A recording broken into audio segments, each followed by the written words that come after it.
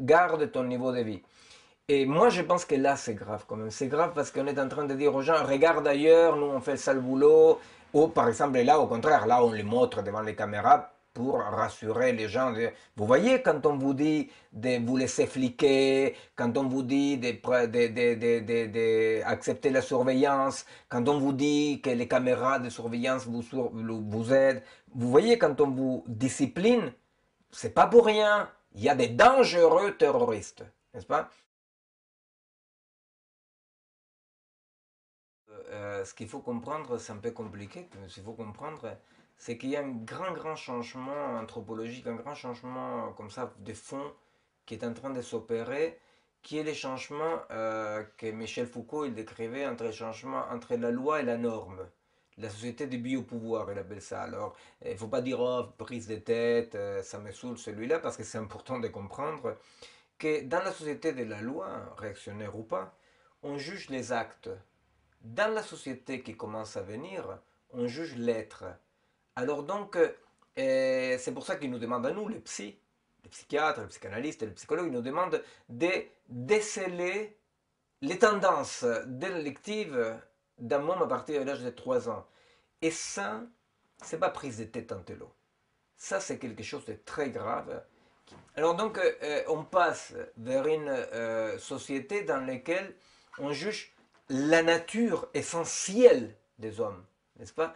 Alors, dans cette société, qu'on le veuille ou qu'on ne le veuille pas, ce qu'on va trouver, c'est une classification, une répression, une surveillance par tranche des classifications des êtres humains. C'est-à-dire qu'on va avoir des attitudes de surveillance, de répression, voire d'emprisonnement, d'éloignement, bon, etc., hein, par rapport à la classification des êtres humains. Donc, ce n'est plus que tu es contestataire ou pas, c'est que tu es normal ou anormal. Et et ça, c'est très important parce qu'effectivement, jugé par l'intention, ils avaient l'intention. Et cette intention, pourquoi ils l'ont? Ils l'ont l'intention parce que naturellement, ces jeunes-là, ils avaient les gènes du terrorisme, tu vois. Et ça, c'est très pervers, très pervers. Parce qu'effectivement, au nom de la prévention, on est en train de créer une vision tout à fait métaphysique, idéale, tout à fait imaginaire, je veux dire, n'est-ce pas, de l'être humain, mais qu'après on applique pour de bon. Et là, c'est ce qu'on est en train de faire. On est en train de naturaliser, hein, de créer une sorte de nature du dissident, du déviant. On voit bien, par exemple, avec cette histoire de ah, il y a des gens qui ont fini leur peine de prison, même la peine incompréhensible de prison, incompressible, non pas incompréhensible, mais incompressible de prison, mais quand même, naturellement, sont méchants, sont dangereux, donc qu'est-ce qu'on fait? Ben, c'est un sacré débat, ça, parce que si on est dans un état de droit, ben, qu'est-ce qu'on fait? Ben, tu le libères, quoi, c'est tout, quoi. Et ben, parce qu'il n'y a pas d'état de droit sans risque, hein. Mais non, tu vois, le biopouvoir est un état totalitaire parce que c'est comme une grosse maman italienne ou juive, tu vois, qui ne te laisse pas sortir pour que tu n'aies pas de danger. Et ça, c'est la société vers laquelle on va. C'est une société dans laquelle on fait croire aux gens qu'on pourrait éviter préventivement les dangers pour peu qu'ils se laissent surveiller. Alors là, il faut faire deux choses. Il faut dire deux choses. Une, qu'effectivement, donc on n'est plus ni dans l'état des droits, ni rien du tout, c'est-à-dire qu'on rentre dans une dérive totalitaire. Et deuxièmement, en tant que spécialiste de la psychopathologie, ne serait-ce que je peux dire que tout ce qu'on aura, bah, on n'aura pas de liberté et pourtant des pervers, des violents, parce que ça, c'est la seule chose que la société de surveillance ne peut faire, c'est protéger les citoyens. C'est-à-dire que ce qui est drôle, n'est-ce pas, drôle avec la société de surveillance, c'est que la seule chose que la société de surveillance ne peut pas faire, c'est protéger les citoyens. N'est-ce pas? Alors, elle peut faire un tas de choses. Donner du boulot parce qu'on fabrique des caméras de surveillance, parce qu'on fabrique des murs. Ça peut faire beaucoup de choses. Mais la seule chose que la société de la surveillance ne peut pas faire, c'est protéger les citoyens. Au contraire, moins on permet la prise de risques des jeunes, la prise des risques de la population, plus on met la société en danger. C'est-à-dire que d'un point de vue épidémiologique, l'évitement de tout risque est une mise en danger de la population.